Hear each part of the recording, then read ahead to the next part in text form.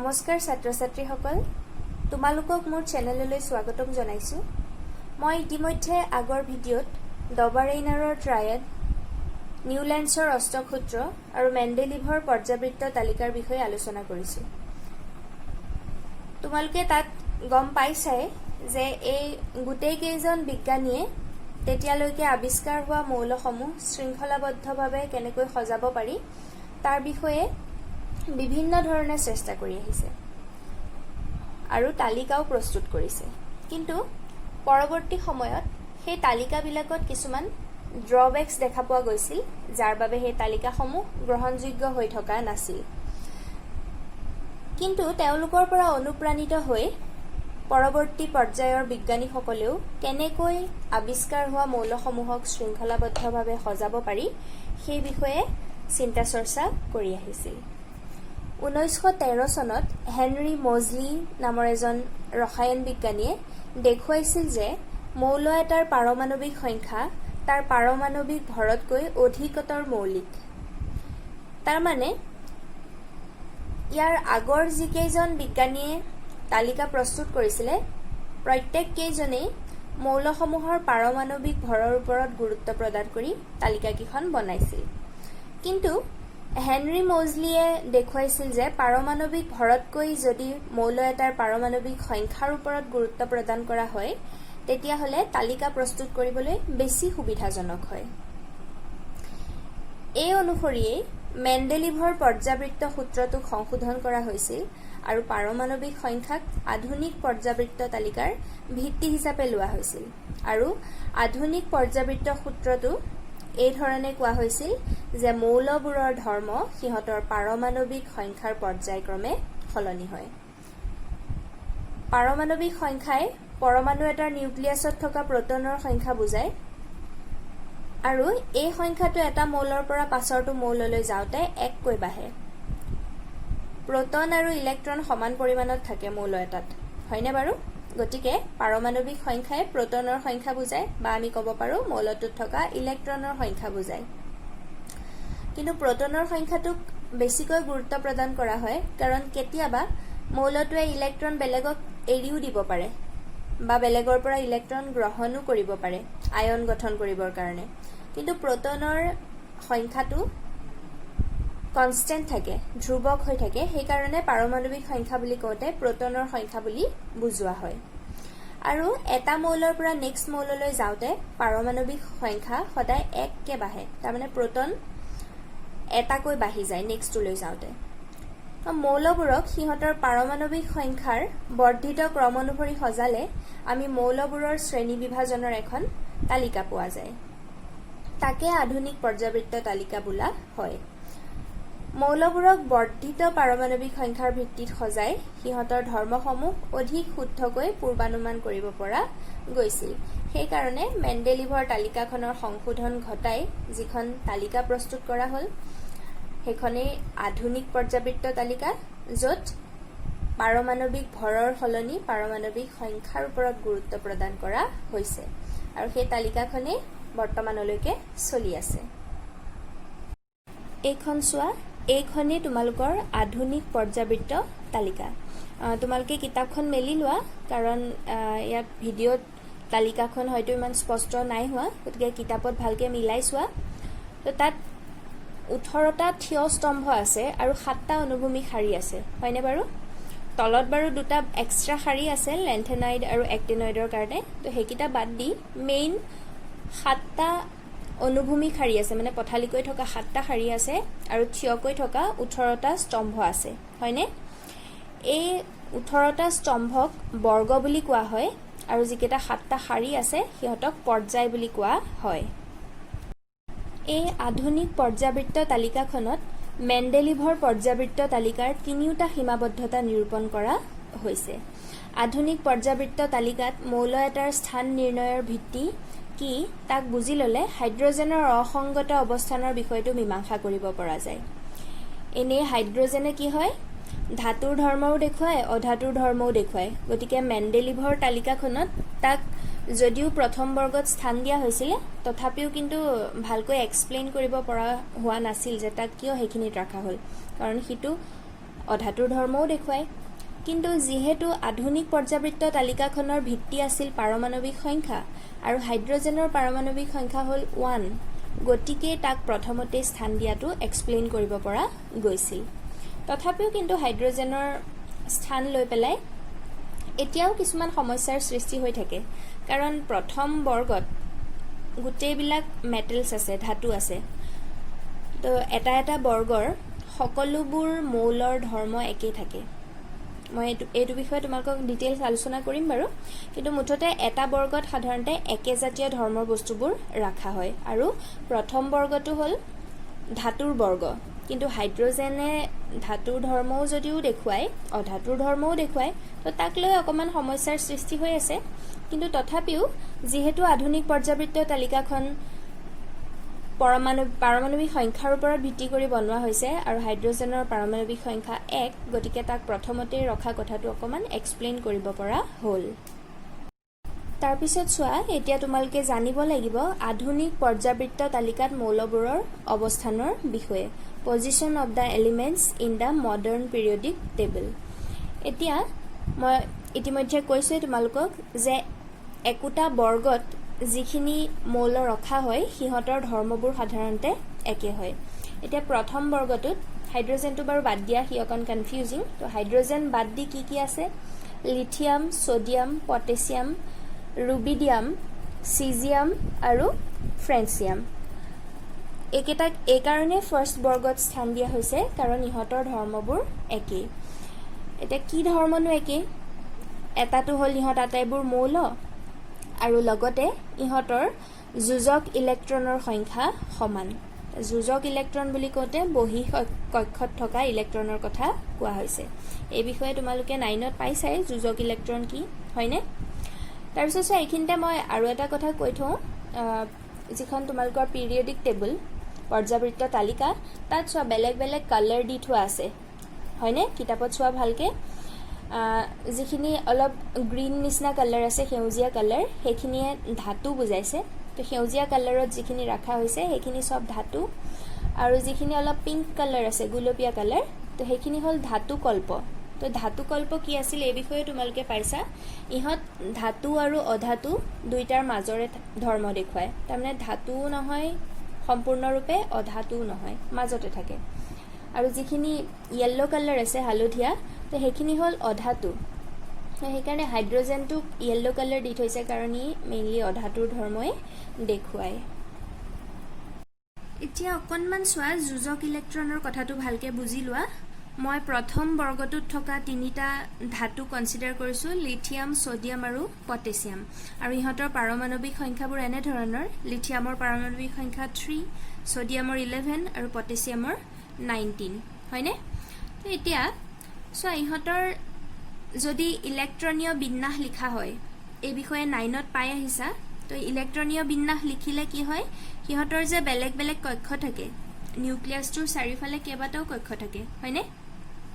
KLM এনেকৈ নামাংকৃত হৈ থাকে কক্ষপথবিলাক, আৰু প্ৰত্যেকটো কক্ষতে কিমান ইলেক্ট্ৰন থাকিব পাৰে সেইটো ফিক্সড হয়। এতিয়া প্ৰথম কক্ষপথটোত 2টা ইলেক্ট্ৰন থাকে, গতিকে ইলেক্ট্ৰনীয় বিন্যাস লিখোঁতে প্ৰথমতে 2 লিখা হয়, তাৰপিছত ডট এটা দিয়ে, হয়নে? তাৰপিছত দ্বিতীয় কক্ষপথটোত মেক্সিমাম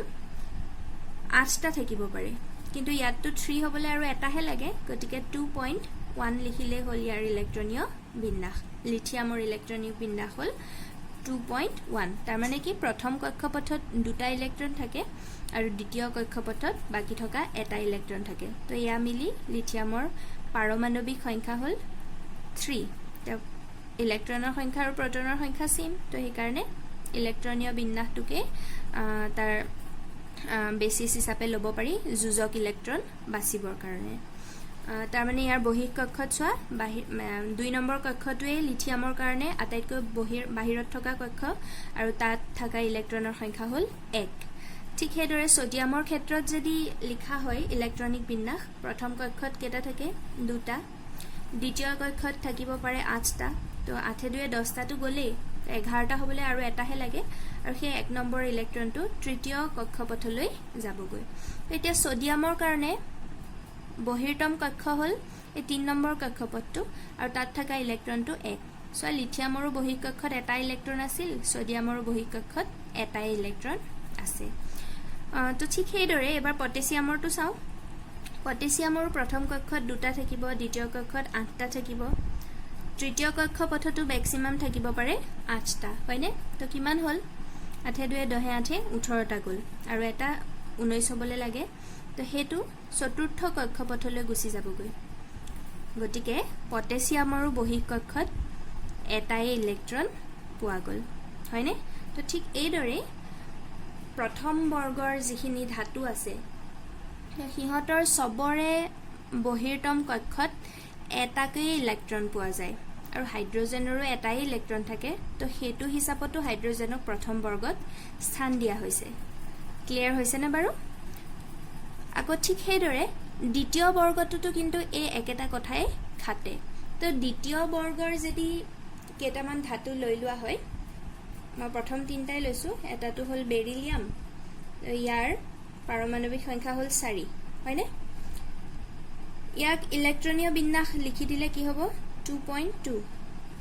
প্ৰথম কক্ষপথত দুটা আৰু দ্বিতীয় কক্ষপথতো দুটা থাকে বহিৰ্তম কক্ষত কেটা আছে দুটা ইলেক্ট্ৰন আছে তাৰ পিছৰটো হল ম্যাগনেসিয়াম তো ইয়াৰ পাৰমাণবিক সংখ্যা হল 12 তো এটুকু ইলেক্ট্ৰনীয় বিন্যাস লিখিলে হ'ব 2.8.2 তো বহিৰ্তম কক্ষত কেটা আছে দুটা আৰু তাৰ পিছতে আছে ক্যালসিয়াম ক্যালসিয়ামৰ পাৰমাণবিক সংখ্যা হল 20 তো ইয়াৰো যদি লিখা হয় 2.8.8.2 গতিকে বহিৰ্তম কক্ষত দেখিছা দুটা ইলেক্ট্ৰন আছে গতিকে সব প্ৰথম বৰ্গত থাকাখিনিৰ বহিৰ্তম কক্ষপথত এটাকৈ ইলেক্ট্ৰন আছিল আৰু দ্বিতীয় কক্ষপথত দ্বিতীয় বৰ্গত থকা ধাতুসমূহৰ বা মৌলসমূহৰ বহিক কক্ষত দুটাকৈ ইলেক্ট্ৰন দেখা পোৱা গৈছে তো ইহঁতৰ এই ধৰ্মবিলাকৰ যেহেতু সিমিলাৰিটি আছিল তো ইহঁতক একেটা বৰ্গতে স্থান দিছিলে তো ইয়াতে যিমান বিলাক বৰ্গ দেখিছা 18টা বৰ্গ আছে টোটাল প্ৰত্যেকটো বৰ্গৰে মৌলসমূহৰ ধৰ্মবিলাক একেই ঠিক তেনেদৰে সোৱা মই অধাতুৰ ক্ষেত্ৰটো এটা দেখুৱাবলৈ চেষ্টা কৰিছো 17তম বৰ্গটো যদি কনসিডাৰ কৰা তাত প্ৰথম তিনিটাই মই লৈছো ফ্লোৰিন ক্লোৰিন আৰু ব্ৰোমিন তো ফ্লোৰিনৰ পাৰমাণবিক সংখ্যা হল 9 তো হেতুৰ ইলেক্ট্ৰনীয় বিন্যাস হ'ব 2.7 ক্লোৰিনৰ 17 পাৰমাণবিক সংখ্যা গতিকে তাৰ ইলেক্ট্ৰনীয় বিন্যাস হ'ব 2.8.7 আৰু ব্ৰোমিনৰ পাৰমাণবিক সংখ্যা হল 35 তো তাৰ ইলেক্ট্ৰনীয় বিন্যাসটো অকনমান বেলেগ হয় 2.8.18.7 তো থাৰ্ড যেটো কক্ষপথ তাতে ম্যাক্সিমাম 18টা থাকিব পাৰে এটো অকনমান বেলেগ হয় মই এতিয়াই ডিটেইলছ নকও বাৰু যদি তোমালকে ইন ফিউচাৰ কেমিষ্ট্ৰি লোৱা তাৰ মানে হায়াৰ সেকেন্ডাৰী যদি সায়েন্স পঢ়া তেতিয়া হলে তোমালকে হেখিনি গম পাবা এতিয়াই কলে টান পাবা তোমালকে গতিকে ব্ৰোমিনৰ সাইজটো যেহেতু